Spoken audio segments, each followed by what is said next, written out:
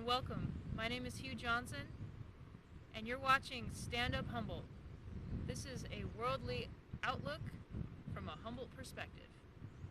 Welcome, Hugh. Thank you for being here. Thank you for being out here with the beautiful trees and the Avenue of the Giants. Um, so we're going to talk about your journey through your 10 episodes with your drag king Rise Me of a Drag King. So let's talk about what made you decide to actually participate in the drag king Rise Me? King Me Rise of a Drag King. I learned about a few kings through watching the show. Basically, I wanted to put myself out there. I wanted to bring the redwoods to the world through my drag kinging performance art. I wanted to bring my love and passion for environmental protection and redwood love to the world. The prize for the prizes also were a draw for me. I am a disabled king, so I haven't been able to travel, and the prize was a U.S. tour. So I thought, what the heck, let's give it a shot. Let's let myself be challenged. Let's make some art I've never would have made otherwise. I'd like to meet other kings and just put myself out there, learn more about editing, do more videos, just work on my art and work on my craft. Camera rolling. But mainly I wanted to really share my love of the redwoods with the world through being a drag king. So, yeah, from my perspective. And so you represent Humboldt County. Yes, I am a Humboldt drag king. I am the king behind the redwood curtain. You are the king behind the redwood curtain. So let's take it on your first journey. So the first journey was a journey for episode 1, and that meant you had to make a video, or you had to make some kind of creation of a costume. The challenge 1 was a music video asking us to show us our best drag. And at the time, I didn't have, I applied really late, basically right before the deadline. I decided last minute to audition, so I didn't have time to submit anything new for that, and I asked if we could submit work we'd already previously done, and they said yes. I hadn't learned editing yet to make a music video, so I submitted a video from January where I did Wolverine, and it was right after the election when our current president was announced, and so I used that stage and that performance to be political and share how I felt as Wolverine and how I wish that Wolverine was real.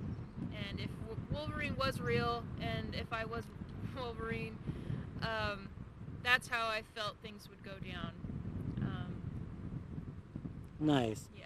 So that's how you came up. That's how you came up with the Wolverine. You felt that it was going to be a video that was going to represent Hugh Johnson, and other people around the world was going to be able to see what you were able to put together.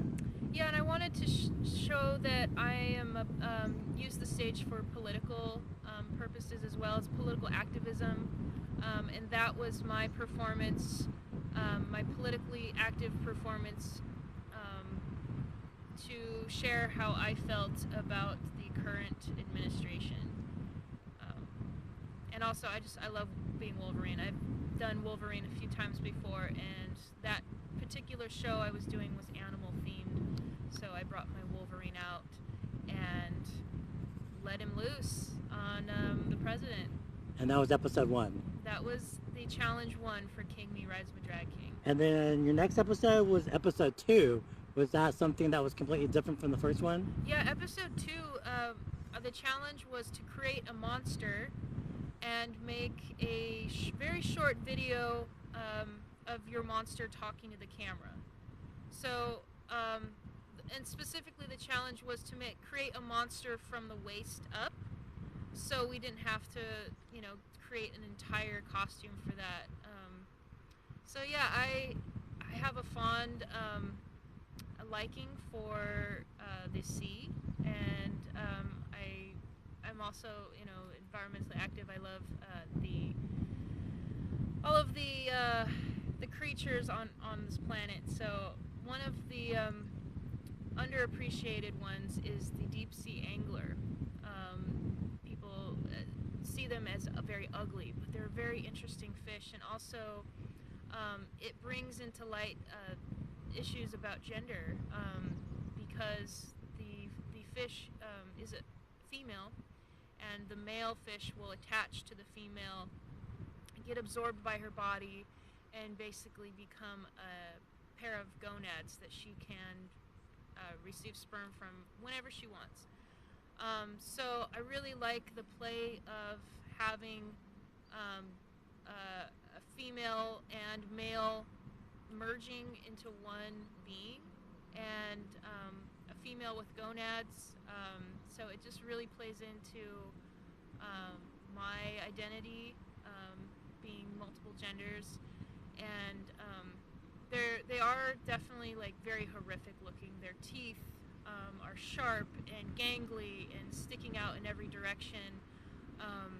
They're usually used in scary scenes in movies and animated films. So when I thought of monster, I wanted to bring the anglerfish to life. The challenge I had with that is I tend to not do too much scary gore horror work, although it's fascinating, and I'm getting to like it more now through this challenge. But the way I portrayed and the way I presented the Mr. Angler for this challenge, I presented it in a comical way. I felt that the mask itself, the monster itself, was so scary that I didn't want to overplay the horror, and so in my editing I chose a comical approach to kind of bring light to it.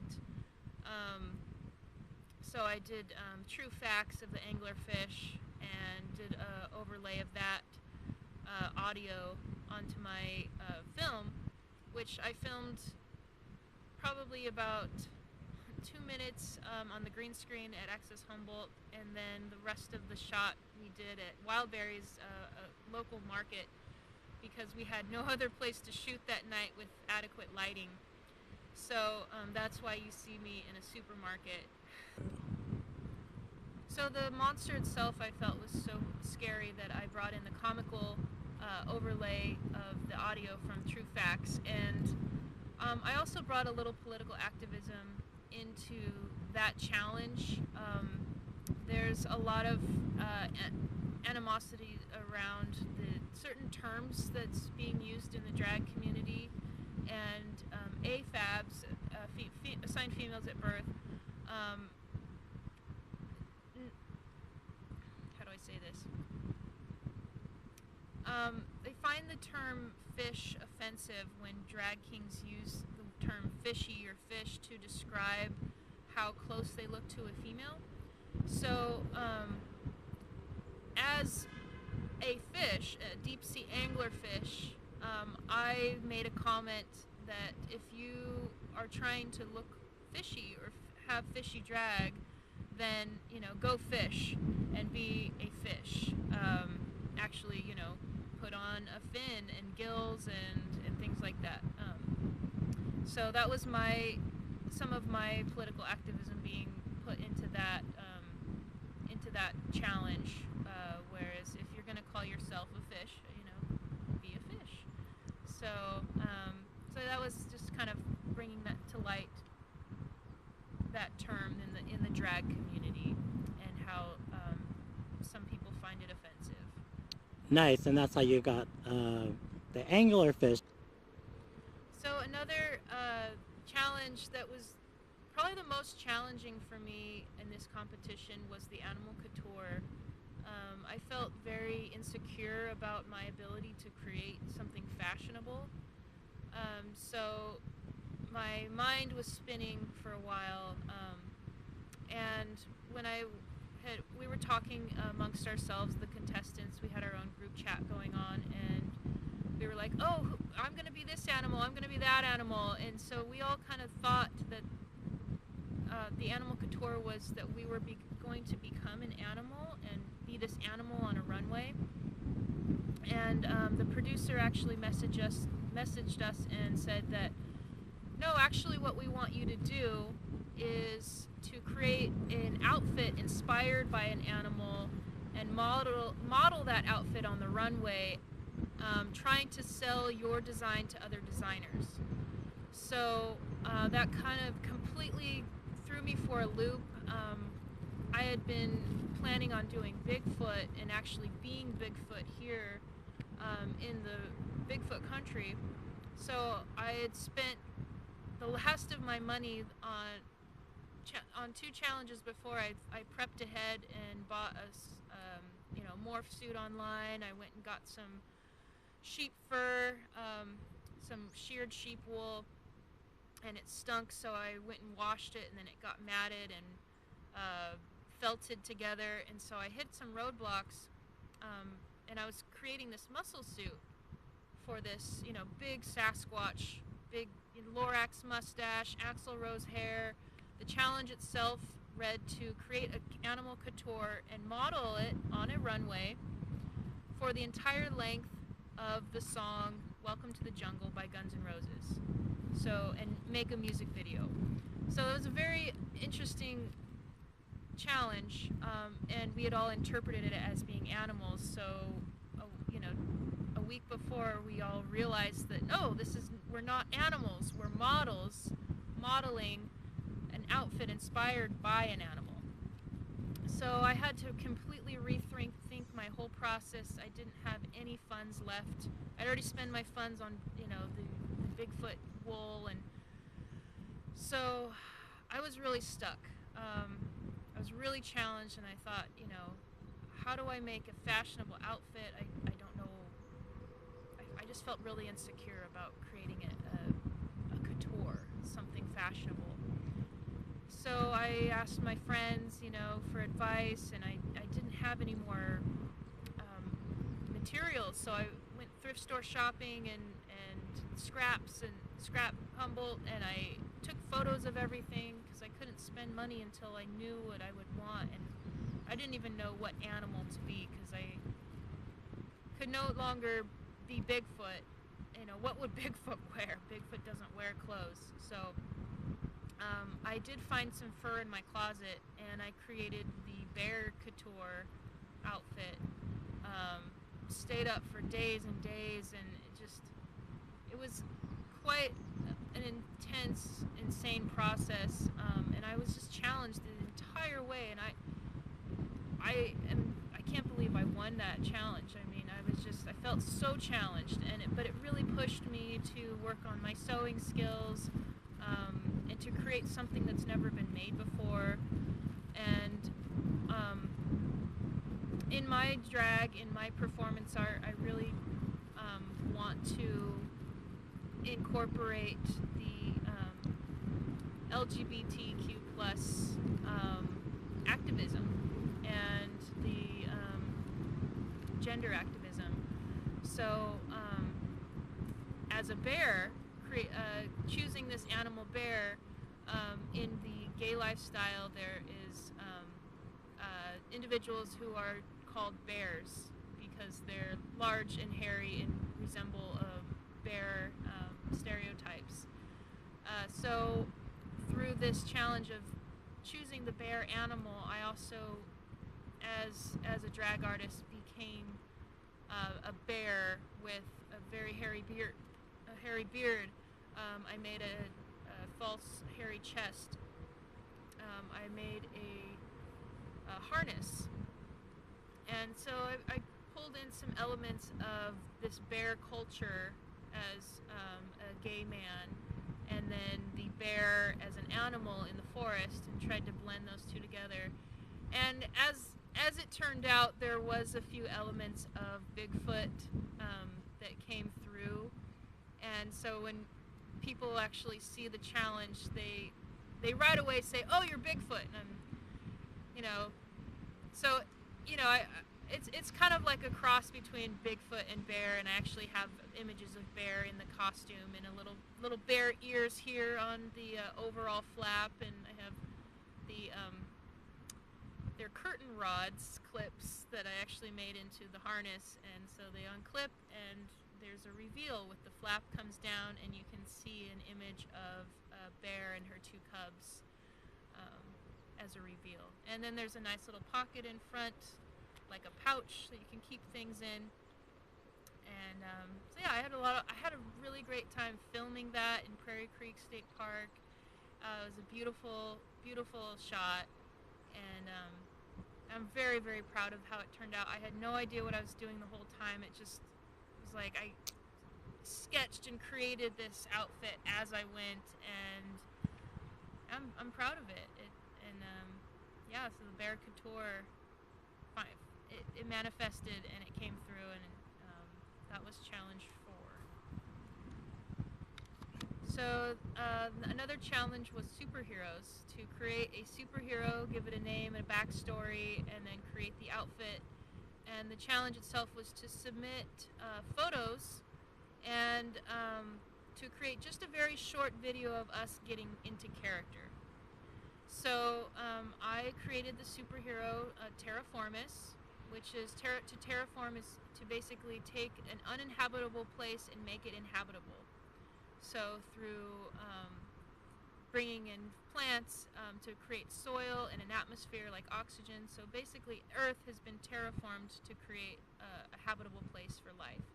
And humans want to terraform other planets, but that's neither here nor there yet. Will we be living on Mars someday? I don't know. But personally, I think it's important to take care of Earth so we can still live here and our children can live here and so forth. So Terraformus is a superhero that is an earthbender and compost bender. Terraformus can make basically compost fly out of their hands and create a desert environment into a forest again. So it can bring life back to any landscape that has been parched or deserted, desertification. So that was another form of my activism coming through my drag. I do composting in my daily life. I'm an organic gardening teacher and farmer, and so compost is some of the most amazing matter that I've encountered on Earth. I think it's just fascinating, and it's so fertile. So as a being on Earth, I feel like that I want to bring fertility, and that is my masculine contribution to Earth, bringing compost and fertility to the soil. And that makes the world a better place. So I created Terraformus to be very muscly, kind of a classic comic book look. I had 4 days basically to create that outfit. So it was really intense to carve all those muscles by hand and then shoot it. So you basically saw the outfit not quite finished. I mean, the paint was still wet. I only had 15 minutes to shoot the film. I didn't even get to do my hair, barely did my makeup. So that was just barely squeaked by for that challenge. So that's an outfit that I'd like to come back to and bring more detail to it at another time. So another challenge that was very challenging was the half and half. Basically create a character that is half one thing and half another, and create a music video or video of your characters having a conversation with themselves or with each other and making it look like you're two different characters. So I chose David Bowie and Freddie Mercury and the song Under Pressure. to be their conversation. And as a queer activist, I love to portray queer artists. And so they never performed that song live together. They only recorded it. And when Freddie passed on, Freddie performed that song solo on tour. Freddie passed on, and then David Bowie did a duet with that song with somebody else. And so they never actually got to perform that song together, and it's one of rock and roll's, like, just classic songs. Everybody knows that song. They know every word to that song. So now that David Bowie and Freddie Mercury have both passed on and are in the ethereal world together, I wanted to bring them together into one entity and do that song together as one. So with half and half together, coming together as one, that meant a lot to me, and also I'm sure to other fans of the two artists themselves. I had 4 days to make that outfit, which was crazy. It's such an intense engineering process to create a half and half outfit, and having only 4 days was insane. So literally I pulled it off though. I found a place to film in my friend's kitchen. I found a photographer, and the paint was still wet on my jacket. I did blue and yellow, and I taped off pieces, and literally the photographer was coming up to me and be like, taking the tape off me during the shoot and be like, oh, well, it's still wet. My car is half blue in my front driver's seat because I sat down and the pants were still wet with paint. So that's another costume I'd like to come back to and embellish, especially Freddie's side.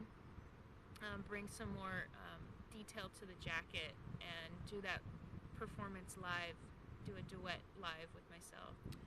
So King of Rock was a challenge. We had to basically pick a rock and roll icon that was a king, the King of Rock, and impersonate them in a music video. And we were being judged on our creativity, our body language, and our impersonation and ability to look and impersonate our character. So I chose the king himself, Elvis Presley, and I had just done a performance with him as the Jailhouse Rock. And so if you see the old music video from the film Jailhouse Rock that Elvis did, he's in a jailhouse situation, but it's a TV set, and they purposely have the mic and the TV cameras in the shots to show you that you're on a movie set. So I did 2 filmings for that, because they wanted a music video, and I had a performance video, which isn't quite music video. You need lots of different scenes to cut in, and so I did a studio version with, again, just very raw scene, where you could see things in the background. I had a friend of mine come and play one of the jail boys, and so that was a lot of fun, doing the studio version with my photographer, Patricia McGee, and Elvis is just such a fun character to play. All right, so let's talk about the final challenge. So the final challenge for King Me Rise of a Drag King was to show us your best. It's very open-ended, broad challenge of basically, here it is, this is the final, you made it this far, show us your best in a music video. So there wasn't too much instructions. I could take it wherever I wanted it, and I made it all the way to the end. It now had been 6 months of filming and working on this competition, getting through each challenge. And so, I thought, what am I going to do? I don't have any money left. I don't have, too many supplies. I didn't have a lot of support. So something that does mean the world to me, though, is David Bowie has been so inspiring to me as an artist, as a queer artist, as a performer. His legacy has just been incredible. So I've found a lot of inspiration from him. And The Labyrinth is one of my favorite movies. And so I decided to do a medley of some of my favorite songs from The Labyrinth. And I mean, David being a performer, an artist, a recording artist, a writer of music, and then an actor. I mean, this movie just incorporates so much of David Bowie's fabulousness as an artist, and so I feel like it's just one of his like just most complete package, and then also to have Jim Henson and the puppets, and it's just such a great movie. So I chose a couple of my favorite songs and went out to Moonstone Beach, which is one of our beautiful beaches up here in Humboldt County, and just got tons and tons of footage on the beach. I filmed for 3 days. We had 3 days of sun, and so I was like, I have to film. I had to decide. I couldn't even think about what I was going to do for too long. I just had to go out and get that sunshine while we had it. Aside from the challenges in the competition, one of the most challenging things of overall was just that it was being conducted in winter. So it was really hard to find places to shoot that cooperated with the weather. So I had some sunny days. I went out there, I grabbed it, and on the last day I was there, it started raining. When I was actually Sarah on the beach, it started raining. So we cut it, and I built a green screen in my home. I want to thank Chad Duran for sponsoring that green screen. And yeah, so I worked so hard to learn how to edit, film. I did most of that filming myself at home and in the redwoods behind my house. That redwood footage hasn't even gotten into the final cut yet. Charlie Darling filmed for me, and so yeah, I have a lot of footage still that I didn't even get into the video, but